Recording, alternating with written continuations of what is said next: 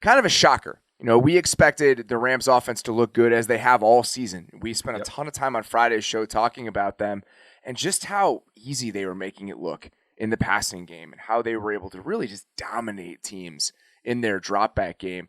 They scored 16 points against Tennessee, averaged 4.7 yards per play. The Titans' defense was the most impressive part of this game. We spent so much time last week thinking about, what do the Titans' offense look like? How will they construct this thing without Derrick Henry? And then their front and Kevin Byard and a couple other guys just play out of their minds.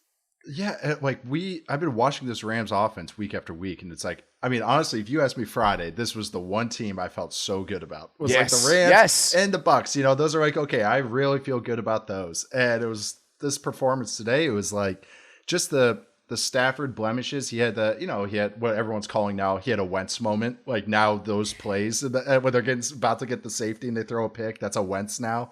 But that happened.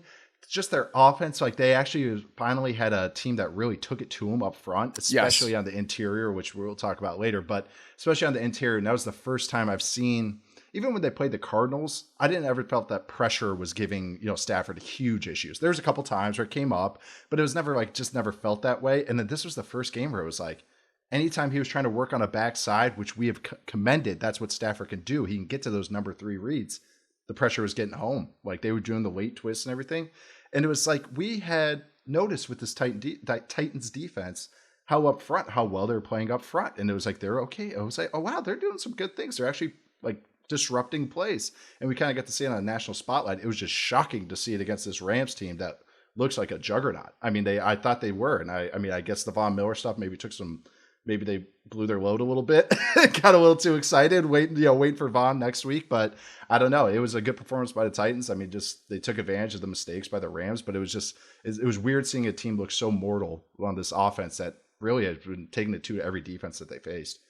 The funniest part and kind of the most surprising part about how the offense was rolling for the Rams so far this year was the way their offensive line was playing. Yeah. Because before the season, coming into it, you absolutely could spin this yarn about how Stafford could look like this. This was on the table. But the offensive line, think about how much attention we paid to the offensive line around the draft. How surprised people were they didn't go make any moves. And they moved Brian Allen back to center late in camp. Yep. And all right, we're going to roll with Corbett at guard, and we're going to have David Edwards play at another spot. And it's been working very well. But if you think about just the pedigree and the track record of the guys on that offense, it is the least proven group. But they've been playing at a really high level. And today they got taken advantage of. And this is a version of the Titans defense that I don't know who the heck is playing corner at this point, but they've had this handful of guys play like this over the last month or so. Jeffrey Simmons was a monster today. Danico Autry has been really good and versatile for them. Landry is up there in pressures. He's one of the most productive pass rushers in the league this year. It's a bunch of athletic football show all-stars. Yes. They're graduating. I'm so proud of them. And then the pick 6 that Byard had is that's a great play. That is him just unbelievable play. Seeing that thing from a mile away, coming downhill, and just that was like a really heady feeling where the game was. Okay, usually after a play like that, the quarterback just wants to get back on track. And oh my God. So that was like a nice 4D chess move. It really was. You got to commend them. And it's funny because they're not super well rounded on defense. They have holes, but these guys, these 3 or 4 kind of upper echelon players that they've had so far are continuously making plays. Yeah. And Byard has been one of those guys. He can make a splash play for you, and he did. And then the other guy, getting Jayon Brown back is nice for them. They're getting healthier. There were a couple plays where he was running to the post in cover 2, and just those elements. It's like, all right, even if we have a couple holes, we still have enough on defense. It's a really impressive performance by them. Yep. So if they can find themselves a little bit on offense as they get a little bit more time, and their defense doesn't have to play like this every single week, but if they can get more out of it, who knows? I mean, this team has the best record in the AFC. With how muddled everything else is, why not the Titans? I'm sure they're asking themselves that.